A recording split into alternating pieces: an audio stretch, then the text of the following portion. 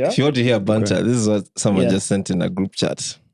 Also recognizing tomorrow is Valentine's Day, as of when we're recording this now. Yeah. He said, hello, esteemed members. From today, all Kenyan men will be traveling to Addis Ababa to help count Baba's votes for the AU chairmanship. Therefore, we won't be available for this year's 2025 Valentine's Day. We urge the girlfriends and wives and partners to wish us well and keep us in prayers. That's why he has many supporters, eh? Yeah. Guys are traveling just in time for Valentine's Day. In time. So I think we'll catch a flight after this, right?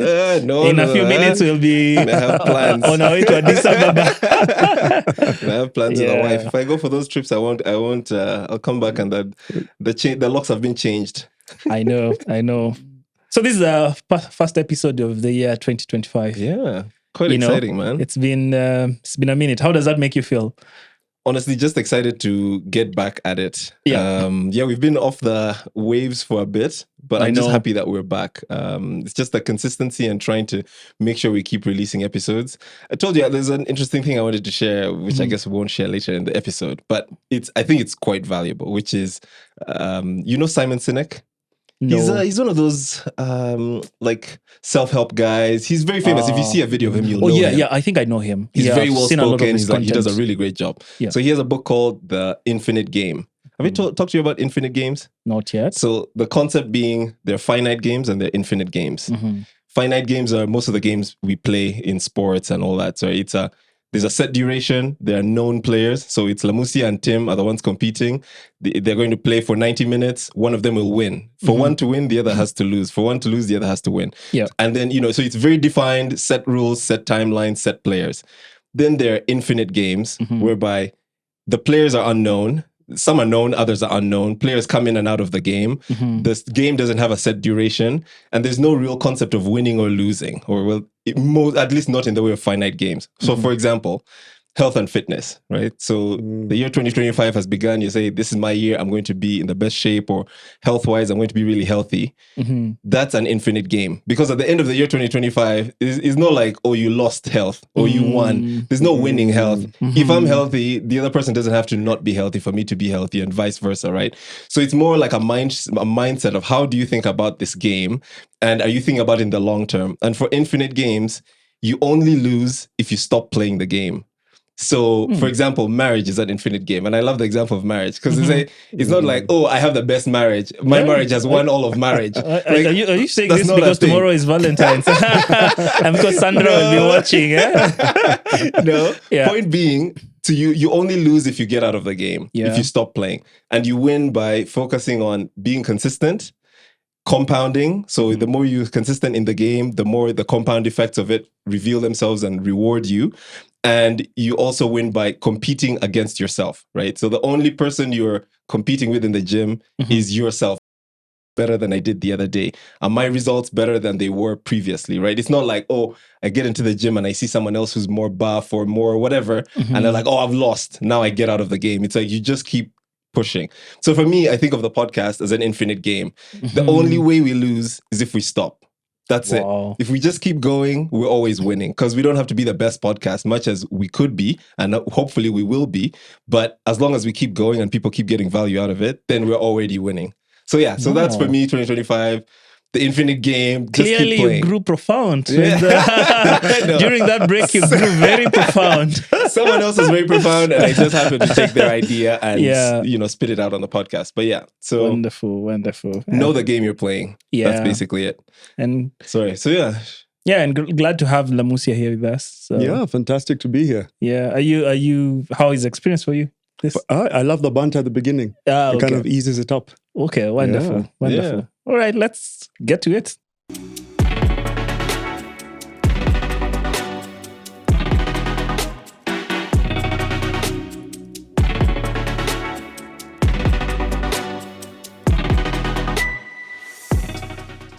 Welcome back to another episode of the Full Scale Podcast. I am your host, Adrian Twatwa. I'm joined as always by my co-host, Timothy Mukiti. The year is 2025 and we're back. Thank you for joining us. We really appreciate you being here with us and watching or listening wherever you are. We really, really appreciate you being a part of this journey, and stay with us. We have some pretty awesome guests lined up for this year, starting with one who's sitting here with us. This is Lamusia Anzaya. Lamusia is the co-founder of Safari Advisor, which is the company behind Safari Navigator, right? Safari Navigator is a platform designed to enhance wildlife experiences by helping users explore more parks, discover top wildlife spots with recent sightings, and enjoy gamified adventures. Safari Advisor's mission is to transform wildlife tourism and conservation through building tech platforms that enhance visitor experiences, increase incomes for stakeholders, and ownership for communities. Lamusia, we're very happy to have you with us here today. Karibu sana. Thank you. Fantastic to be here. Awesome. Thank you for agreeing to do this. We're really happy to have you here. Maybe we'll just start by briefly introducing you, Lamusia. Who are you? What are you about? What do you like to do? Just tell us about yourself. Yeah, so let me start, given it's Valentine's season, like you said. Husband, soon to be father, so super excited about that. Congratulations. Yeah, so a bit daunting, like building a business, but exciting. So I'm hoping what I've learned will kind of help me figure that out. Absolutely. Other than that, I am born and raised in Kenya, studied in Hong Kong and France, operations and finance from an academic background, I'd say. Very passionate about this continent. Very passionate about the people and really how business and impact can transform it into, I think, the continent that we want it to be, not necessarily modeled on, the West or the East, but what do we really want Africa to be in future? So I think that's what my journey as an individual is about. That career-wise, spent the last 13 years doing a whole range of different things. Started off helping a family office invest in fast food chains. I've done some, small ticket investing in hospitals in slums, Big Four consulting, as well as entrepreneurship. So it's been quite a journey, I'd say, over the last couple of years. In terms of things that I love to do, I love going out into the bush, going out into the wild, and that's kind of what led to, I suppose, this conversation we're having today, building Safari Advisor. So I'm that guy who, for those 13 years of my career, Thursday evening, I'd just jump into the car, drive down to Tsavo on my own, and my friends and even my wife, struggled to really understand that. That's a little bit about me. Interesting. I hope you do tell them when you're leaving. Just don't get into a car and disappear for a couple of days. Yeah, I've learned to with marriage. Before I just used to disappear. Yeah, wonderful. And now perhaps you can tell us about Safari Navigator. What is it? What are you hoping to do with Safari Navigator? Yeah, I think Adrian introduced it perfectly. I've been wondering if he's been kind of reading our decks. Ultimately, Navigator, which is by Safari Advisor, is really, it's a citizen sightings platform. And citizen science is around, how do you get people, everyday people, to contribute to a cause? So in this case, it's how do we get everyday park goers, visitors, whether they're driver guides or you and I, whether driven or solo driven, to go in and enjoy our experience a little bit more. And just starting off with sharing sightings, just so that you don't feel like every time you go to the park, you don't really see anything. And that can lead to this downward spiral of, I'm not going to go. So that's what it is today. But ultimately, in the longer term, how we kind of see it developing is into this wildlife content and education platform. And taking a little bit more of our wildlife to the world. I believe it's, the wildlife tourism, our wildlife, our wildlands, are probably our greatest natural resource after our people, but we've not tapped into it sufficiently. So that's what Navigator is about. Wow. Amazing. Good stuff. And if you were to take us through your founder's journey, what inspired you, first of all, to start Safari Advisor? And how did you identify this problem that you wanted to solve? Wow. So I guess growing up as a child, I actually always wanted to be like a Big Cat Diary reporter, Nat Geo Wild, that kind of thing. But I wasn't any good at like sciences. I was more of a maths business person. So went down that path for my career. But always, in the back of my mind, I knew I wanted to get into this space. So that's why, like I said, I'd always just escape into the wild if I had a chance to. And in the process of doing that, began to notice, some little inefficiencies and realized that it's a space that technology has not really been harnessed sufficiently. There's been a lot of tech in, fintech, agtech, health tech, etc. But this space seemed to be lagging a little bit behind. And then a couple of years ago, about maybe 4 years ago, I went down to Tsavo West for 4 days and saw one pair of dik-dik. That was a little bit disappointing. The entire 4 days. The entire 4 days. Wow. And we're not just sitting. We're not just sitting by the pool. It must have been very hot, really, the time you went, right? Yeah, I guess season plays a part, Yes. etc. But 4 days is a long time. Definitely. And then had the same kind of experience in the Serengeti, which has, I think one of the largest populations of elephants. So we saw a whole bunch of other stuff, but didn't see elephants, despite, the guides doing the radio call thing and the phone calls and all of that. So the ops, finance, efficiency person in me began to think there might be something here that we can solve through tech. Wow. Wonderful.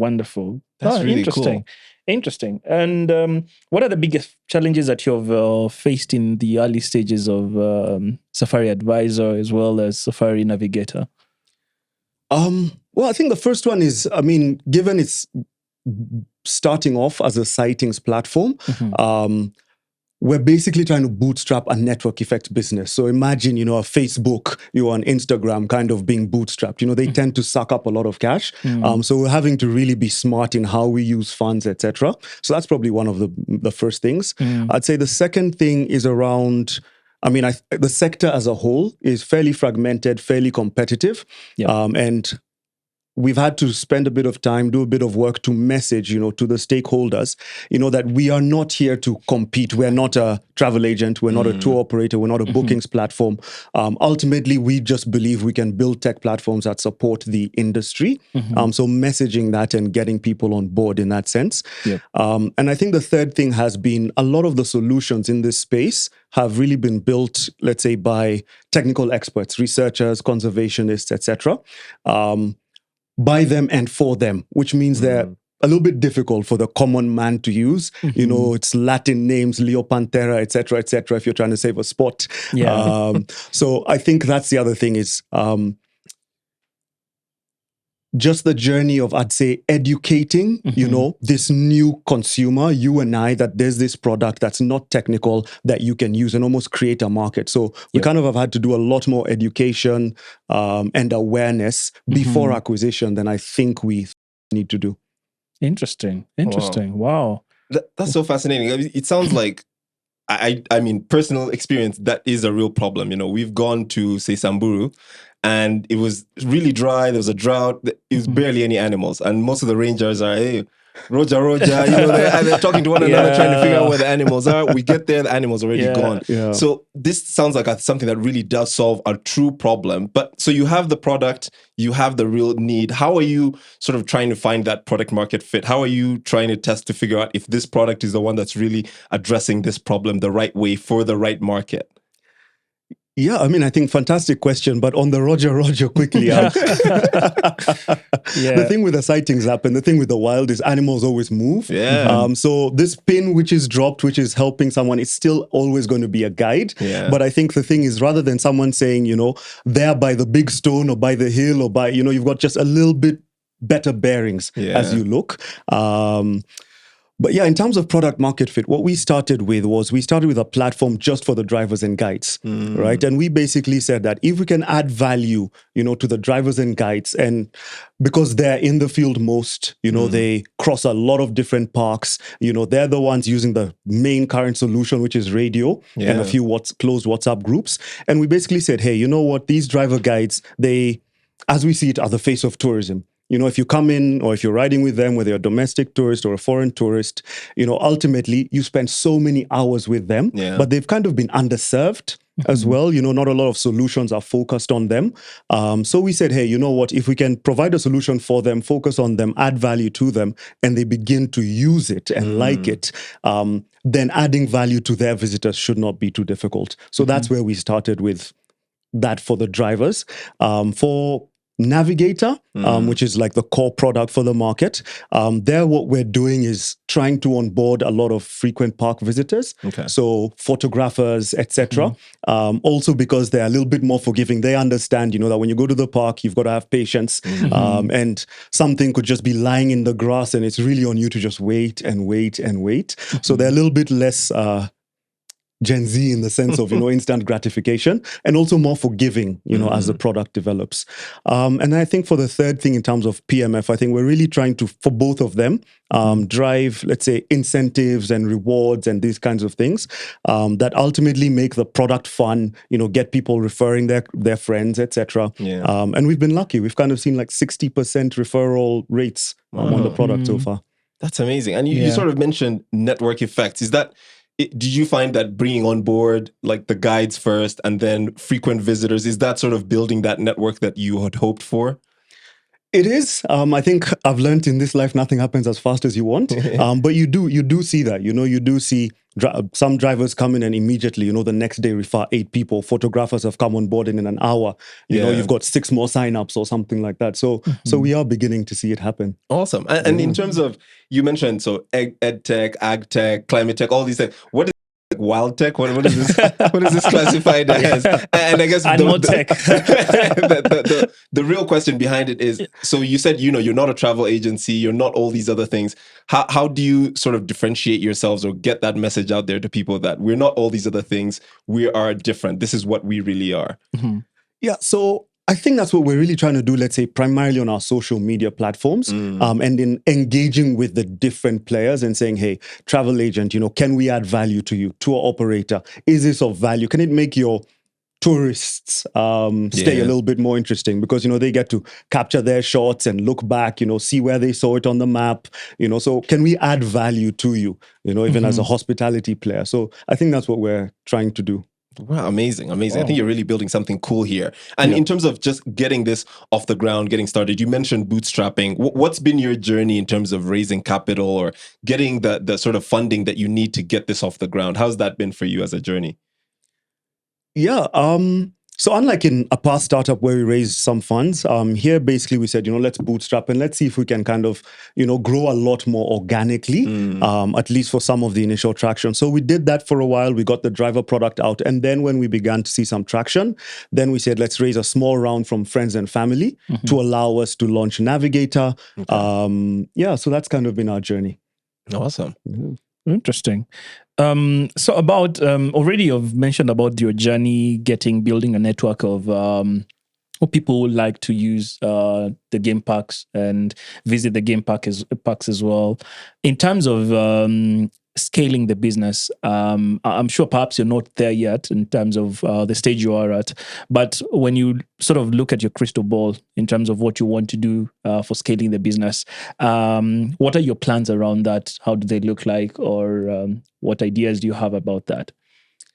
Yeah, so I think what's important for us is, I'd say strategic partnerships is one, and that's from an uptake customer acquisition perspective, all the different stakeholders that we've mentioned, as well as, in terms of building the product itself.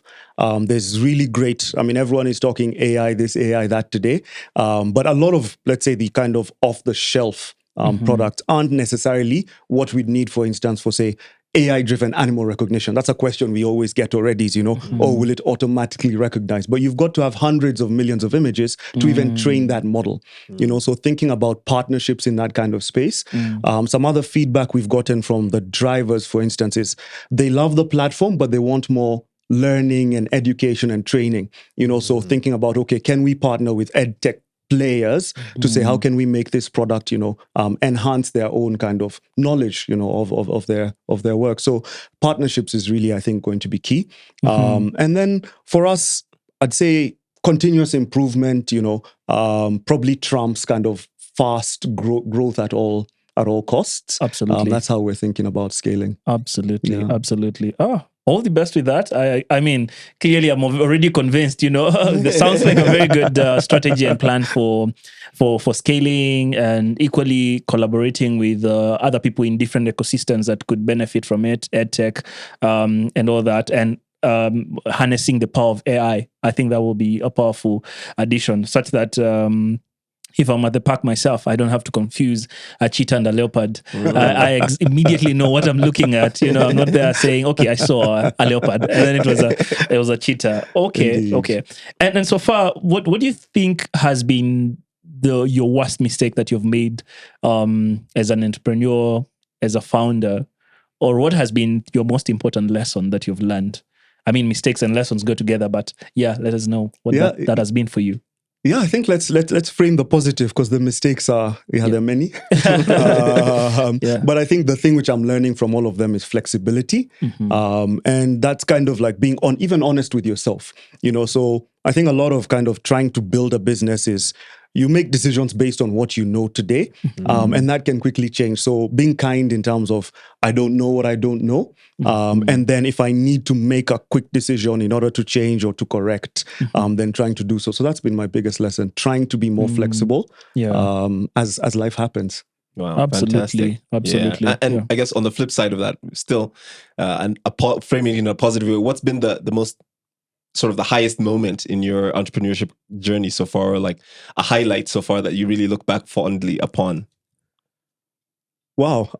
I'd say it's middle of COVID, quitting a stable job at PwC to jump into my last startup and co-found that. Wow. I think for me it was a highlight because it kind of showed me how much I love building, how passionate I am, and how much I'd say I back myself to jump into things and learn and take some risk. And I think that's a little bit about what this life's journey is.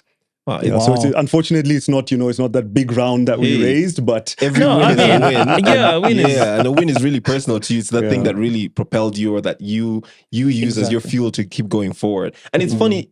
Every single time we've had a guest on this show, without fail, COVID comes up. Typically, for them, a lot of the times it's like, that was the worst time.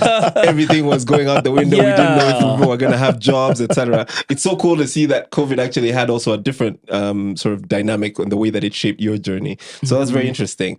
I guess to go along with the lessons you've learned, if you were to reflect and say, here are 2-3 things that you think are perhaps the most important or really important for the success of a startup, even when it's still so young, what do you think those would be? So it sounds like flexibility is right up there as one of those things. Are there any other ones that you'd want to sort of highlight? I think passion. I think you've got to love what you're trying to do. Yeah. I think that goes without saying. Otherwise, it's easy to quit. Yeah. I think for me, and maybe this is just my own background, is the purpose side to it. I'm not good at doing things just for the money, because in the journey, money comes and goes. But also, if you really want to, and I think impact this continent, then there's got to be something bigger than the financial reward. And then I think linked to flexibility, probably just being practical. Again, this is not working. I need to make a hard decision. I need to pivot. I need to delay a decision. This business is going to take longer or shorter, to grow than I thought. So just being real, I think, of being practical is probably the last one. The 3 Ps: passion, purpose, practical. I love it. Absolutely. Maybe I'll just sort of ride on what you've mentioned. So what do you think about, especially this, I think tends to be very common for founders, where sometimes you start with a lot of passion, because whatever problem you think you're solving is extremely important to you, speaks to your heart, especially like you've said, when you're driven by passion. So at what stage are you supposed to sit down and say, maybe passion and purpose is not enough? I need to start tweaking a few things. I need to be a little flexible, And the question really is about staying true to that passion and purpose that got you started. At the same time, being realistic and practical to the solutions you're trying to provide. How do you marry those two concepts? Yeah, I think the other P you are looking for is profit. Yeah. Good one. I think it's just being ready to make some hard decisions. Yes. So maybe you start off thinking you're going to bootstrap, and then you realize, actually, I need to raise some venture. Or maybe, I think I've seen a few people kind of do this, where one co-founder actually just holds down a full-time job in order to continue to fund the business. So I feel like that's kind of some of the balances, that happen. And I mean, a lot of people will tell you, I think the typical model is, everyone must be full-time involved in that business in order for it, particularly to raise capital. But if you're pursuing a slightly different path, I think that's something I've seen work with other entrepreneurs. Oh, okay. So being flexible and trying to figure out ways to keep the fire burning, but not burn out, actually. Yes. Absolutely. Yes. Okay. And in terms of your long-term vision and perhaps exits, is that something that is in your mind? Do you consider that you will exit at some point? And what do you think? When you look a couple of years, a decade from now, what's your long-term vision? Yeah, I think we're focused on, long-term growth. Ultimately, I think a simple way to say what we're trying to build, it's almost like the Duolingo and Nat Geo, having a baby, something along those lines, right? So content and education coming together. So we think that's a long journey. We would like to expand across Africa. There's about 8 countries we've looked at. From the conservation, from the data side, we think what's also important to us is a target that we've set of 100 million conservation data points over the next couple of years. And then ultimately, I think the wildlife tourism kind of space is probably worth about $100 million today. We think it's got $1 trillion potential. So can we be part of the tech solutions that enable it to reach that space? That's probably our vision for the next 10 years. Wow, impressive. Again, all the best, man. I like that vision. So in terms of the industry, and specifically when you say the industry, we are looking at the startup ecosystem. So what trends in the startup ecosystem excite you? When you hear these trends, you're like, I like the energy, I like where this is going. I guess you've gathered I'm more and more sustainability driven. So I think we've gone through a really hard season, obviously, with the funding winter. But I actually think it's been good because more people, I think, are going to build for sustainability and resilience. And I think for founders, for all the blood, sweat, and tears they put in, that probably means they end up with larger stakes of their businesses. So I think that's something I'm excited about. I think people are going to be a lot more practical, a lot more real as they grow.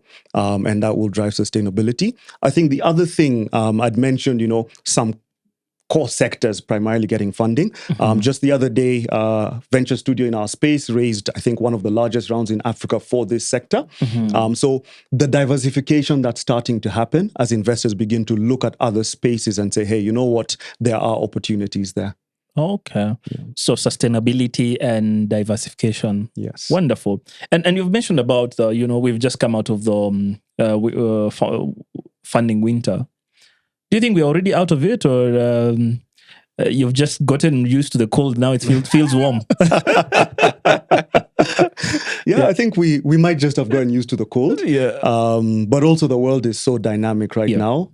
So I think it's one of those of we shall wait and see. Absolutely. Yeah. But I think we are out of it. Anyway. Okay. Here's another one for you, Lamusia. Yeah. If you were transported to the future, so we're preparing, or we're putting together this time capsule for the founders of the future, the next generation. So if you were transported to the future and you were put in front of all the next generation of founders on the continent, and you were asked to tell them just one thing, what would that one thing be? Probably keep at it. I think entrepreneurs, risk takers are the ones who build empires. I mean, from discovering the new world to the East India companies, I think ultimately risk taking is what's going to kind of, I'd say, create the future history, of the continent. So I'd urge them to just, keep at it and build with purpose for the long term, for the continent's people. With great That's purpose. Awesome. Thank you. And I feel like by then, sustainable wild ed tech will already be a well-established field. Lamusia will be the grandfather of that field. Sustainable wild ed tech. I look forward to that future. Wow. So here's a more lighthearted question, something we always ask our guests on the show, is if you had a superpower, any superpower, what would it be and why? Wow. Is kind of foresight, seeing into the future. That it can be anything. I think it would be that. Okay. Want to be a seer? This journey of ours building businesses is so precarious. So if you could just see a little bit more, might make it a little bit easier. Interesting. Very interesting. We always have, mine always changes. It used to be teleporting so I could go anywhere and see people all over. Then at some point it was snapping my finger so I could complete any task in an instant. Now I think it's duplication. If I could duplicate myself and have one version here, another version at the golf course, getting really good, another version making me money, and another version looking for a striker for Arsenal Football Club. Ideally, those four, I think I'd be covered. Wow. Let's not go there. That's mine is not very different from what you've said, but we usually keep saying with the benefit of hindsight. A couple of times, there are times when things become clearer to you when you look backwards. Yeah. For me, I would want the opportunity to have that benefit of hindsight, even now, for things that are probably going to happen in future. Let's say 5 years from now, I'm talking about with the benefit of hindsight, why shouldn't I have that benefit now? And then I am able to make way better decisions and I'm able to thrive way better. But it's not very different from what you're saying a bit about being able to see the future. But for me, it's not necessarily seeing the future per se, but having the pieces around me at the moment become more clearer to me as to where we are headed. Yeah. So that because whenever you're saying with the benefit of hindsight, it looks like at that very moment nothing changed. It's just that pieces are starting to make more sense. Maybe 3 years later. So what if they made sense today? That would be better. Yeah, they say hindsight is 2020. So if you had that foresight for 2020, then you know everything, right? Absolutely. Okay. So tell us about an interesting thing that you've learned or discovered this week. I'll be cheeky here. I had something, but I think what I've really learned is I enjoy podcasts. Whoa. It's the first one I've ever done. Okay, appeared as a guest. Hopefully you guys will have me back at some point. Please. Definitely. That's the one thing I've learned this week. Oh, interesting. Awesome. That's we're very happy also because it can be a bit daunting starting out. Absolutely. The first time we did it, just seeing like the lights and sitting in front of them, we were like, whoa, and we were sweating. We're like, this is unlike anything we've ever done. Yeah. But we do feel like it's growing on us, and it's just something. It becomes more natural the more you're just having a conversation. So it just happens that people are recording it, and it's gonna be on the internet forever. Yeah. But no pressure. And your grandkids are going to see how you stammered. Like, that's what you used to wear in 2025. Yeah, exactly. Yeah, but you're a natural actually. Yeah, so if this is your first, man, and we've really enjoyed having you on the show. And you're not just saying that because we're recording. No, absolutely. And we're not paying you either. So yeah. Okay. Adrian, I also think you have perhaps something that was interesting for you this week. No, that was it. It was the infinite game and just making sure that we know which game we're playing. And having the right mindset when you're playing games. Yeah. Wonderful.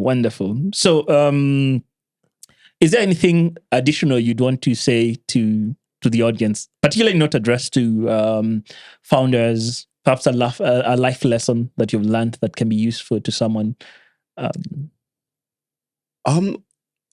Maybe related. It's a little bit related to us, but I think it might apply to kind of anything. And I'd argue it's like almost like a theory of change that we're thinking through. Is that you need to explore something, discover, learn, love, and then you can conserve or value. So that's also how we think about this space and taking people into it, is get people out into the wild. They'll explore, they'll discover, they'll learn, they'll love, and they'll conserve it, and value it. And I feel that probably can apply to so many different spheres, any kind of interest. It's just pique that interest and learn, and then you learn to love it and value it. So does that make any sense? It does. A lot of sense. Right. You have no idea. Oh, that's profound. Yeah. I can see you've joined Adrian in being profound people. I'm amongst learned friends. So. Okay, wonderful. So thank you very much for joining us for this particular episode. I mean, the nuggets have been amazing. And I think every time we sit with founders or people who have created something, there's always lessons you're taking. A lot. You might as well sit here with a pen and paper and just take notes. And I think that's wonderful, and we are excited for the journey that Safari Advisor, as well as the product Safari Navigator, is taking. And we really wish you well. Actually, myself, you let me know how I can start using it because I love the world. Yeah, perhaps you could plug how folks can find it, and also if they want to reach you, where to sort of find you or find the company. Yeah, definitely. So Safari Navigator Club in Google. And you find our website, you find our social media handles. Instagram is probably where we're most active. And then you can just plug that in as well on the Play Store, App Store, and download and, start enjoying your wildlife content. Wonderful. Amazing. Thank you. Amazing. Please check out Safari Navigator as well as Safari Advisor, and watch for this space. We'd hope a decade from now, when Safari Navigator is a household name, we will remember this moment and be proud that we had this conversation. And and let's keep it going. So thank you very much for joining us. And thank you for watching. Don't forget to like, comment, share, and subscribe if you haven't already. And if you have questions on the topic that we have discussed, this conversation we've had with Lamusia, please let us know. Put a comment there, share, and let us know if there's anything else that you'd have wanted Lamusia to discuss. We are certain in due course we will be inviting him back so that he can add more value about that conversation. Otherwise, thank you very much for tuning in and see you in the next 2 weeks. Bye. Bye.